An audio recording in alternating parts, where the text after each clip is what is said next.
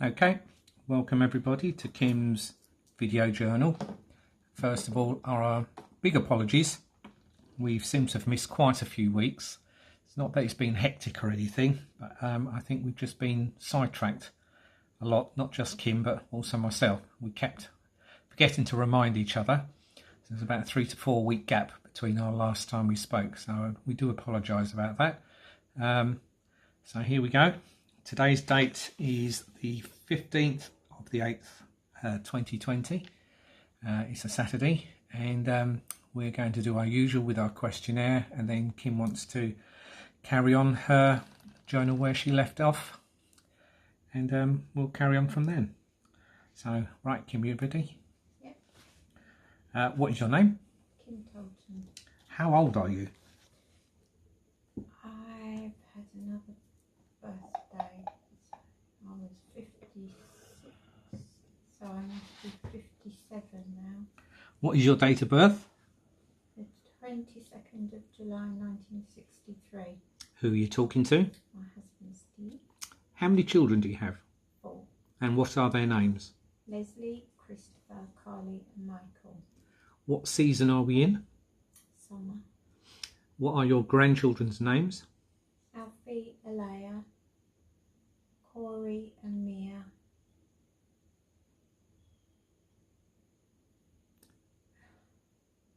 Gone in the wrong order. Alfie and Alea, Sky, Corey, Mia. Is that right? Name a fruit beginning with the letter P. Peach. What was your last job? I was an advanced nurse practitioner caring for patients with bowel cancer predominantly. What year is it at the moment?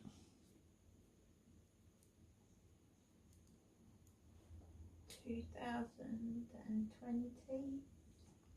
What was the song you danced with your granddad? Moon River. An arithmetic sum. What is 100? Take away 3.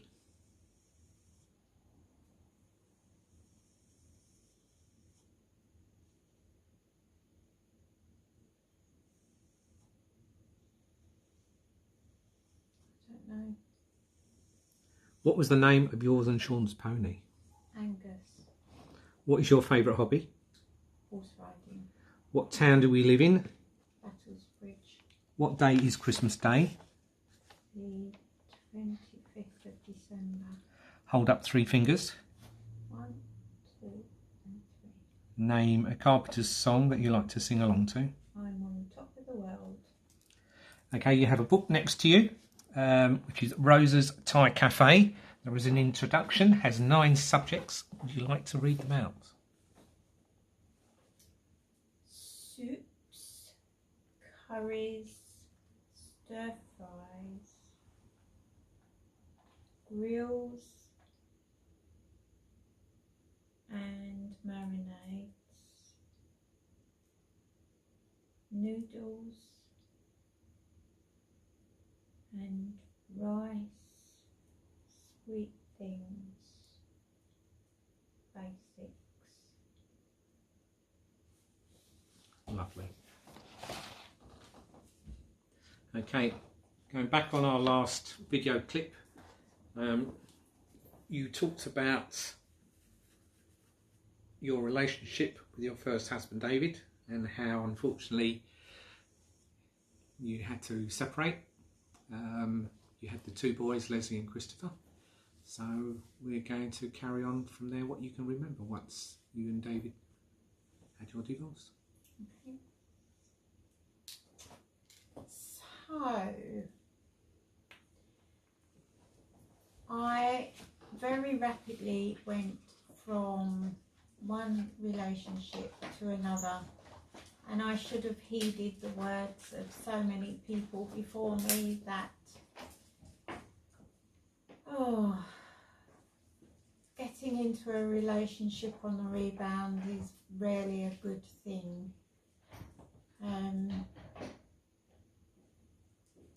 I've known my new partner for many years, since I'd lived all those years ago when I left home at 17. And his relationship with his wife had broken down, and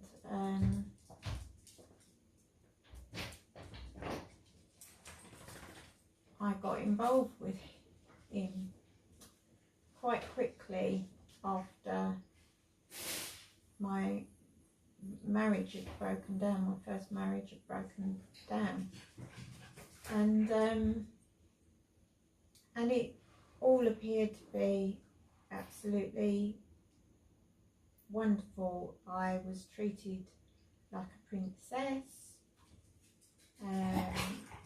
He had lots of time for me. He was almost put me on his pedestal and absolutely adored me. And yeah, there were a few strange things that would make me a little cautious, and he was living with me in my home until such time as the divorce went through,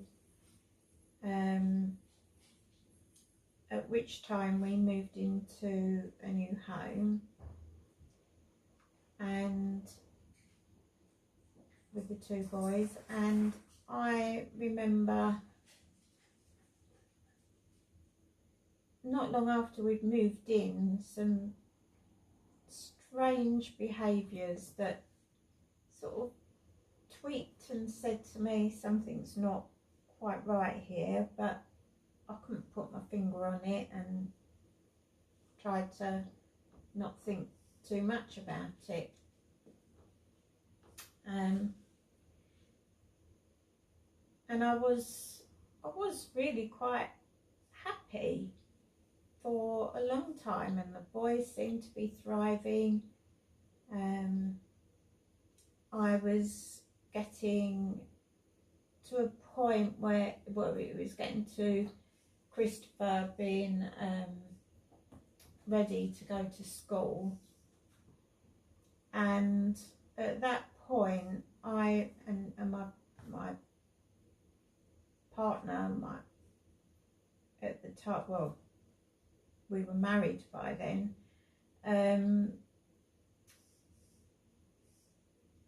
I was ready for more. So knowing that Christopher was going to school kind of left me with that empty nest syndrome, and my absolute desire for work had always been to be a nurse. And whilst I was with my husband, I'd had to have the hysterectomy because of the various traumas that occurred following my second delivery, so giving birth to Christopher. And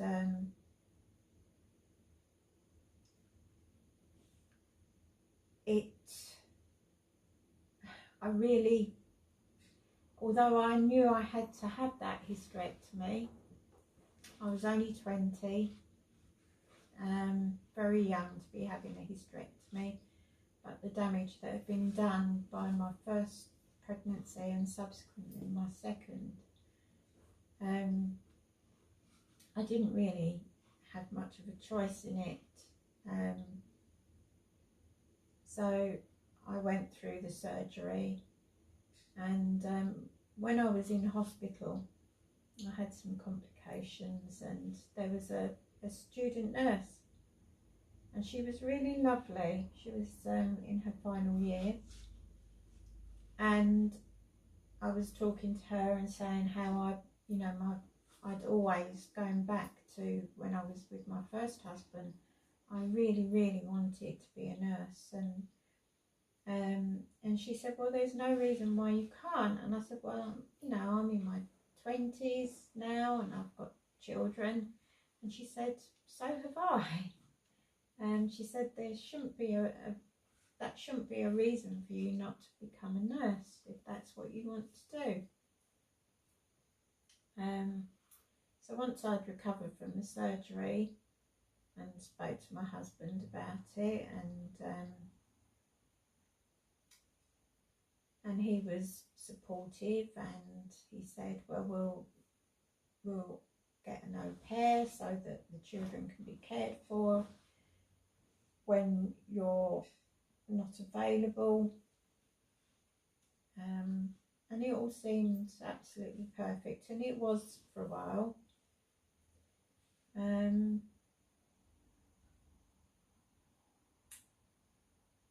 But within the space of the 2 years I was with him, things changed drastically once I was working.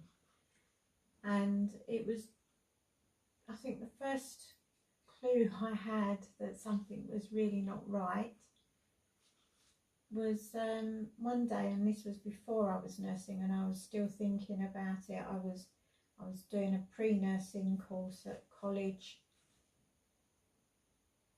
and he came in having serviced the car, and he said to me, "Oh, what would you do without me? How would you cope?" And I said, "Well, I would."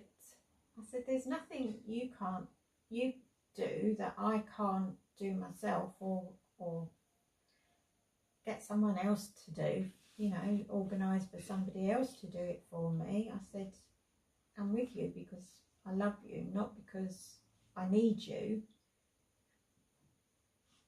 And it was like a switched off, and that pedestal that I was on was gone. And it was a very strange feeling, and I knew something had shifted in the relationship. Now we were only together for 2 and a little bit years in the end.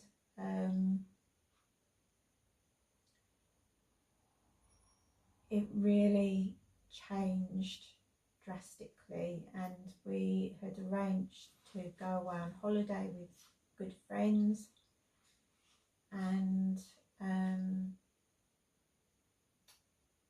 whilst we were away, he wanted to do something, and I said, I don't want to be doing that anymore. And he went ballistic, and I was really scared, and I took the car keys and was gonna hopefully find a phone box and see if Dad could get me some money or somehow help me get home, because the boys were with my parents. And he found me, and he shoved me in the car, drove into a field, and was driving in circles, pushing me out of the car, or trying to push me out of the car. I've never been so scared in all my life. It was petrifying, and I didn't know what to do. And I can remember sitting on top of a bale of hay for the whole night, drinking, I think I drank a whole bottle of rum, just trying to make sense of what had happened, and feeling really fearful, and really not knowing what to do. He'd taken the keys away from me, and I didn't have a mobile phone or anything like that at that point in life, and I thought, if I perhaps I could walk to the train station maybe. And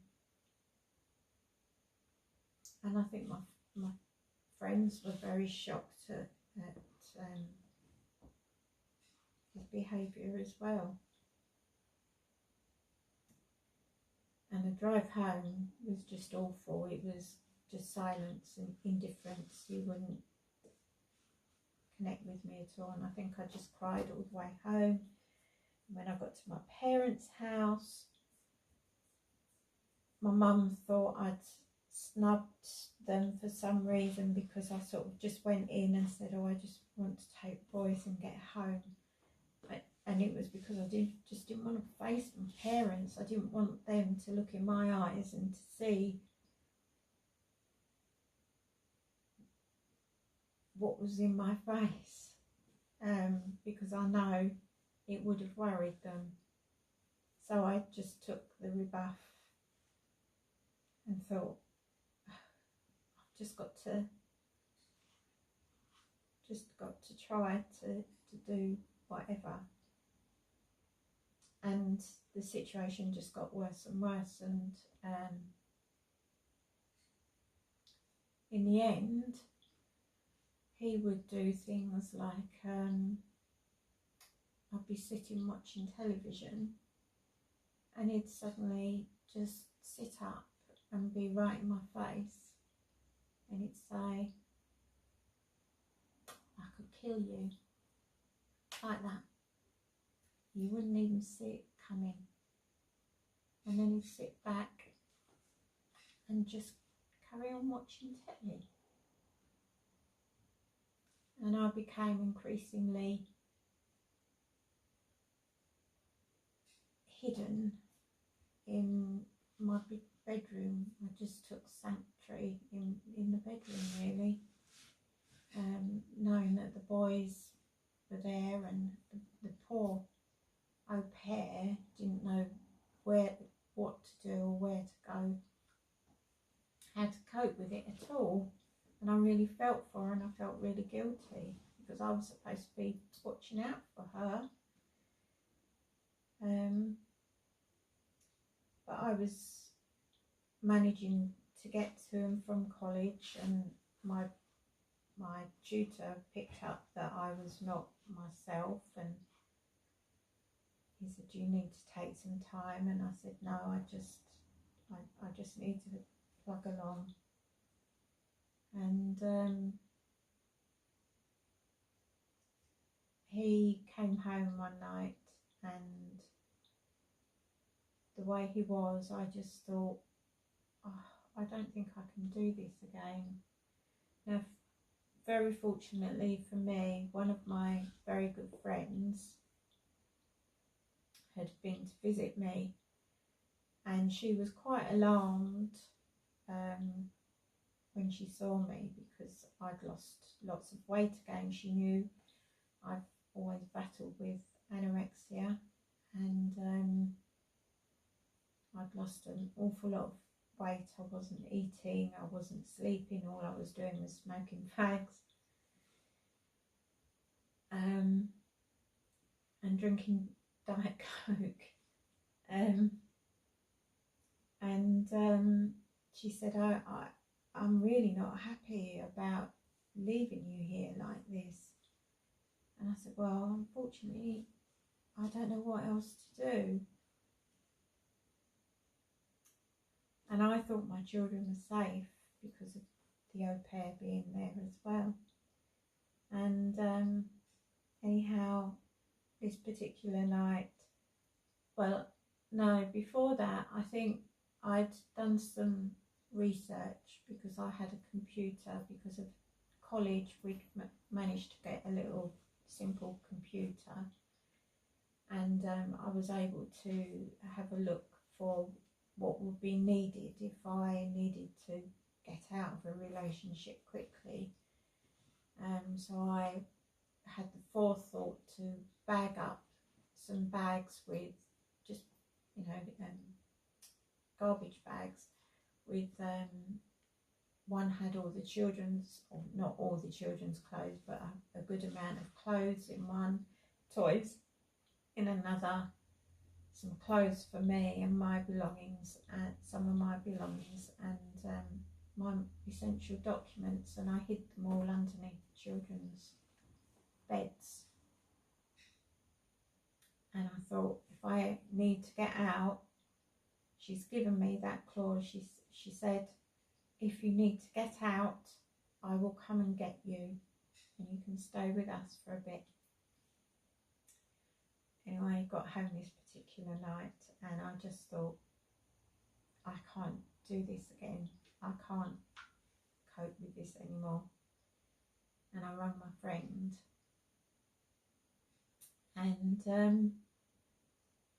and I thought she was incredibly brave, actually, to come and get us, because she knew what was going on. And I managed to I tried to make it as a game with the boys, and to get them out of the house. I managed to ring my friend without him knowing that I was ringing. Got us out of the house and across the road and round the corner, where she picked us up, and she drove us to she had a beautiful home in Holbridge. And anyway, I was an absolute wreck. I really was an absolute wreck. And as I arrived at my friend's house, this gentleman opened the door, and he said, "Oh, I thought you might need these." He was very quietly spoken, very unassuming gentleman, and he handed me a bottle of wine and a box of Maltesers, and he left. And it wasn't until he'd gone, and quite a few days later, because I spent a couple of days just absolutely sobbing, apart from when I was at college. I always managed to be able to get my head in gear when I was at college doing my studying, but when I was at home and had too much time on my hands, not that I did, because I was studying all evening once the boys were in bed, and that gentleman who'd opened the door was actually my Steve. And we'd actually, our lives had crossed so many times. We frequented the same pubs, we went in the same circles, but I've been at the same parties, but I'd never been introduced to him. But then he was married as well, and he was there, he would be there with his wife, but I really had no knowledge of who he was or anything. And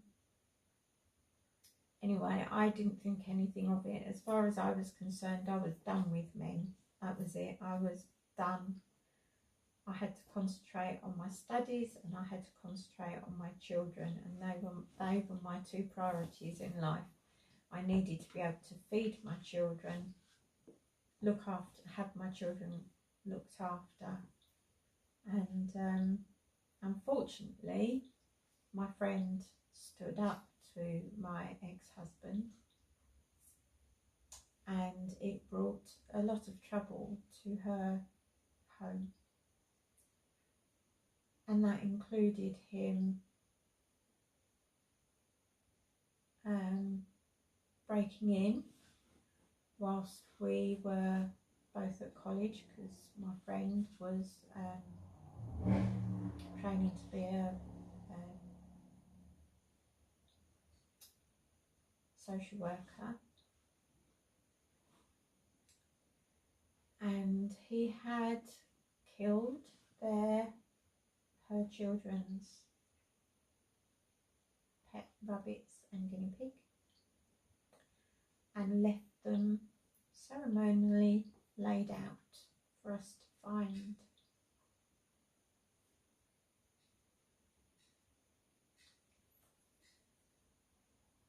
And I knew that being there was causing Kim, my friend Kim, a lot of stress.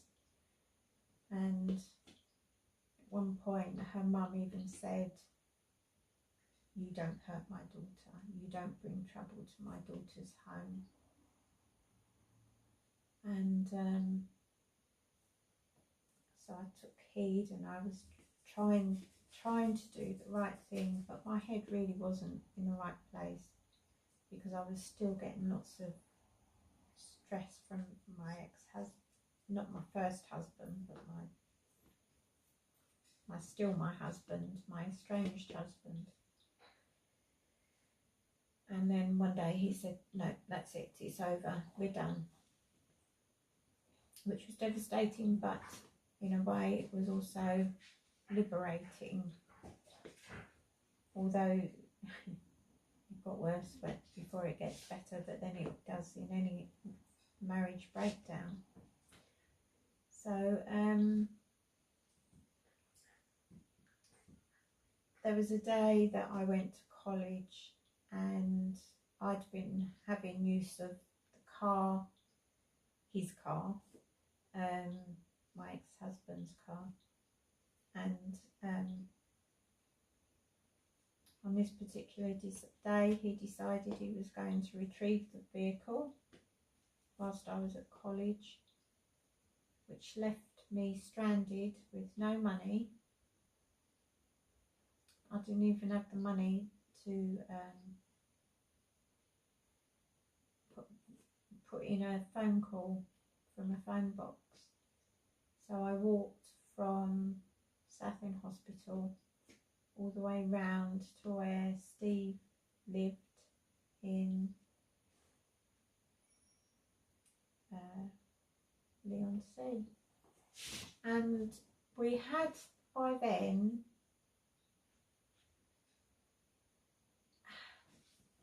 I can't remember the time scale. That time in my life is so blurred. But whilst I was still living with Kim, it became obvious that there was a connection with Steve and myself. Steve was a frequent visitor there because he was Kim's best friend, and she said to me, "Don't you hurt him." And I said, "I have no intention of hurting him." And I can remember Christmas of that year, and we played Twister. We were playing Twister with everybody else. We decided that we were going to hold a dump bunch. So for all our friends that had been dumped, including me, and that included Steve because he was estranged from his wife, to hold a Christmas party. And as I say, we were playing Twister, and it became quite obvious during that evening that there was a real connection between us. And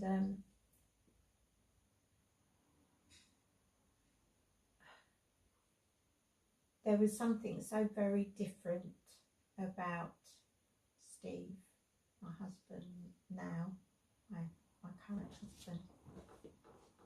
He was very in touch with his feminine side. He was everything that my two previous partners had not been. He was very thoughtful, he was very kind, he was very incredibly calm but funny, and on that Christmas Eve, we spent the evening walking and talking, and I literally poured out my life story to him, which to most men would have been a real put off. But we just spent the night walking the streets of Holbridge and getting to know each other. And I just kept saying to myself, this is bonkers, this is bonkers, this is not what you should be doing. And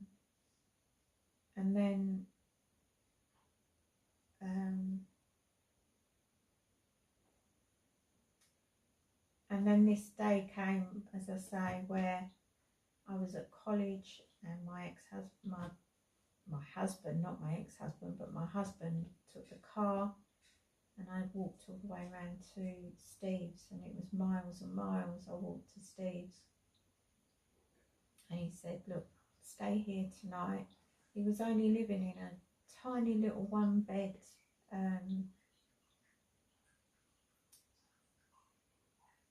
bedsit, but he said, stay the night and we'll see what we can do tomorrow. And that's what we did, and from that point on there weren't many days where we weren't together, even when we were apart. The relationship happened very quickly. I was very cautious, and I had to go through the process of filing for divorce on the grounds of unreasonable behaviour with my husband, and he was trying to control me, he was trying to control the solicitor. It was very, very difficult getting the divorce sorted. Fortunately, because I was only a student nurse on a small bursary, I qualified for legal aid, and thank goodness for that. But he was hounding me. He would find me to intimidate me constantly, trying to intimidate me. He would pitch up at places, and it was just dreadful. And anyway, on that particular day, and I stayed with Steve, and we managed to pick the children up, and I know I gave my friend the biggest. She was so worried because she didn't know where we were or what was happening, and you know, I regret having caused her so much stress as a result, and I have to live with that.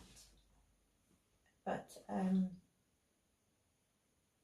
the next day I went to the council, and I had evidence that I had tried to get my husband to leave the property, which he refused, and I'd had to call the police out, and because of his behaviour, and the council accepted that I was homeless with the two boys, and they put us up in a hostel in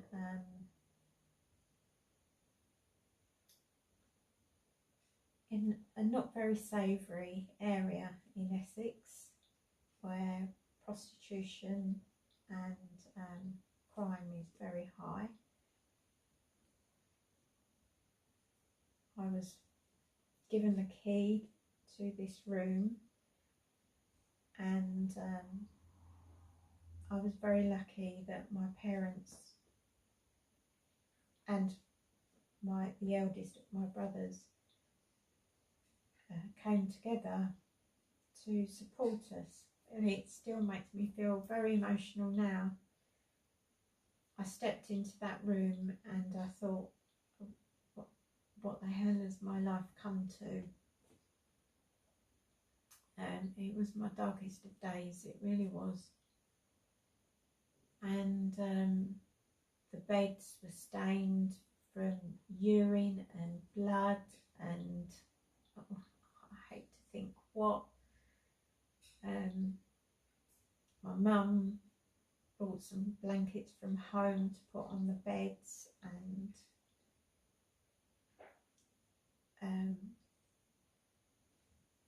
my family just rallied round. They were amazing, and I'm so thankful to them. My brother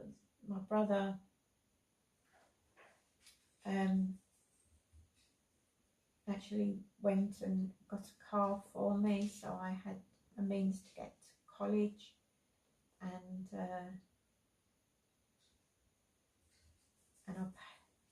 I paid it all back as quickly as I possibly could in instalments. And my parents sort of just chipped in as much as they could. They were obviously worried about the children. I was thankful that the children qualified for free school meals, and I felt sure that the children were safe there. The family was aware because social services had to be involved for a short period of time as well because of this situation. And they'd wanted me to remain in the area, which I was not happy about because that's not where my family was. Now, thankfully, we didn't have to be in the hostel for too long, but it seemed like forever. And I just got around it by making the boys feel as though we were on holiday, because we got a cooked breakfast in the morning, so we got to eat in the morning. That was the main thing. And the children I knew would get dinner at school. And my mum, bless her, because she knew I didn't have the money to be buying food and things, and she was working at Marks and Spencer's, and they had an area at Marks and Spencer's where staff could take stock that was coming towards the end of its sell-by date. So she'd bring those meals over, and she brought a microwave over, which I wasn't supposed to have in the room, but I did, and that's how I would get to have some food. Not that I was eating very much at all. I was, really not in a good way with my anorexia, as you can imagine. But I didn't miss a day of college. And Steve I was not allowed any overnight visitors. But Steve, I was on the ground floor, and Steve would sneak back in through the window and spend the night with me sometimes. And he'd have to pee in the sink and creep out before the owner of the property got up. And he'd whiz off on his motorbike. But most of the time I would be studying all evening, as you do when you're doing a college course.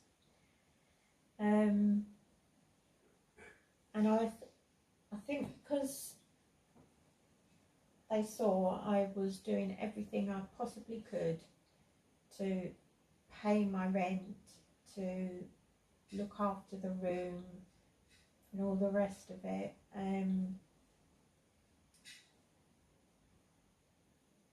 I can remember the school board saying, we want you to keep the children in the area, and I said, well, no, because my family and my support system is in Rochford, or Rayleigh I should say, and I said, and that's where we need to be, not here. And I was very, very lucky that they found me a place, a temporary place, temporary accommodation very quickly, and we were moved into a flat in Rochford.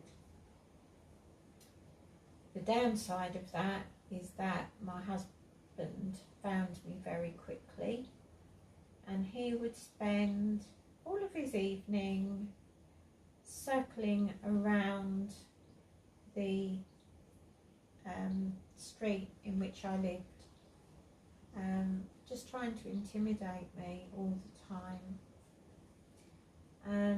And I just used to pull the blinds down and do my best to try and ignore that I knew he was out there just trying to intimidate.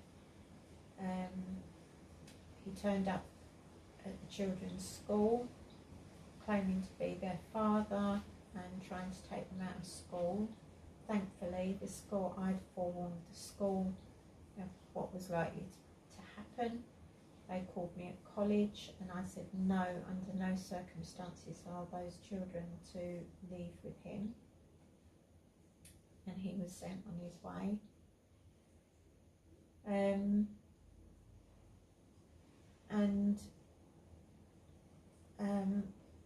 The council were wonderful actually. They gave me pots of paint for nothing to sort of spruce up the flat.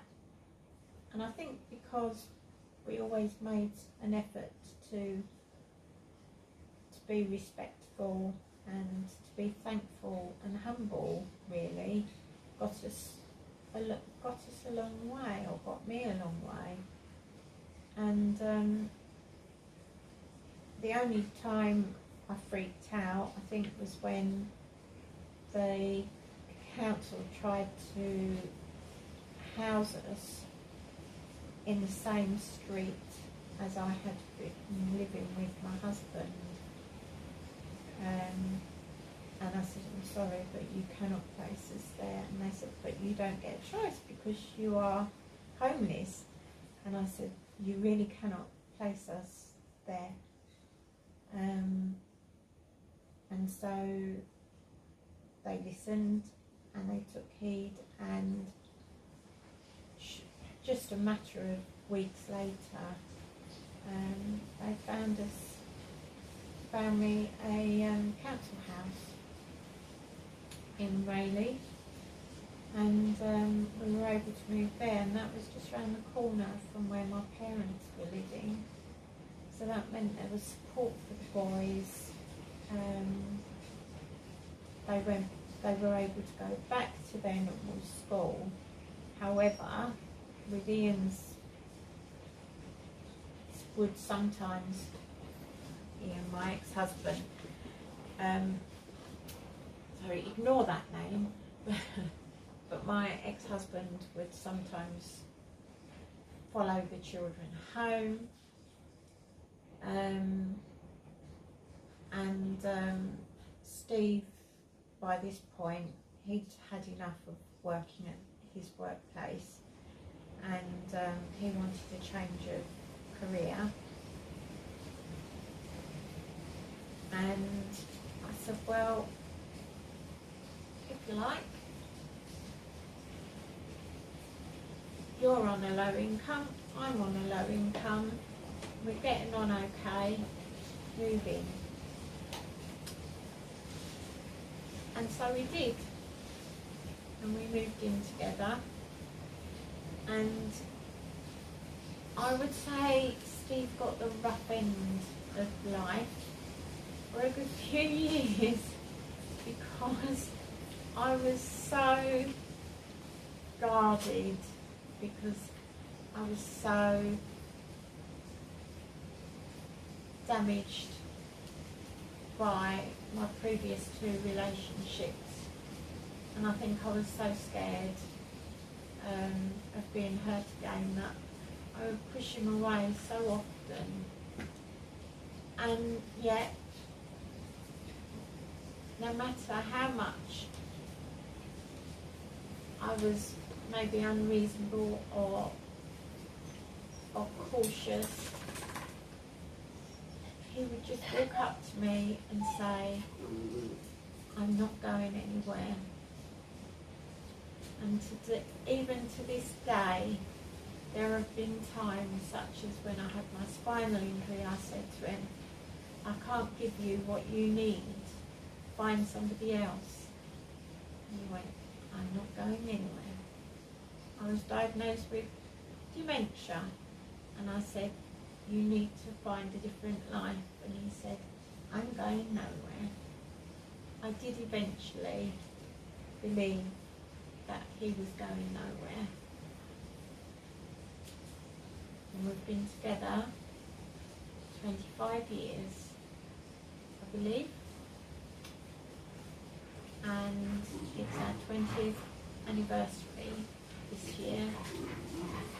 And in a few weeks' time, we will be renewing our vows in our garden with a celebrant and our, I think my dad is there, my best friend, or our best friend, we're partners, and that's it, isn't it? Yeah, there's a lot of that has happened that I haven't spoken about, which I can speak about next time. But yeah, I'll carry on with life from that point where Steve came into our life permanently, and our lives have been all the better for it, both my life and my son's life. Because Steve just took my boys on as his own, and I took his children on as my own. I don't differentiate between my children and Steve's. He's the same. And that'll be it for today. Thank you for listening. We forgot to do, is there anything been good or bad? Has anything been good or bad? Because it's been a few weeks. It has been a long few weeks. You did get asked to do something up in London, but because of COVID we had to say yeah, no. I did get asked to do start on a research study in London, but it was very complicated to get there. So in the end we said we'll have to wait until things are more stable with the COVID situation. Won a competition. I won a competition. I won a dress, a Dolly and Dottie dress, which is beautiful, that I'm going to wear for my sister-in-law's wedding. It's coming up soon. And the best thing of all? The best thing of all is on Monday I start horse riding again. Yay! I can't swim. I can't go aquarobics or anything like that, but I can go back horse riding. After 5 months. And I have spent 5 months making sure I eat well so that I keep my weight down, and I exercise every day except for Sundays, just because I want to be able to keep horse riding. Yes! And I think that's it. So we've got the renewal of our vows coming up. We've got all the bits and pieces for that, but we can talk about that next time. Yeah. Okay, thank you everyone for listening. Again, our apologies for leaving it so long, but hopefully, fingers crossed. I know we've just had the kitchen's flooding. No, it's outside. It's that drain again. Our apologies, and hopefully you should remember. Next time. We'll talk to you next week. Sorry for being tardy.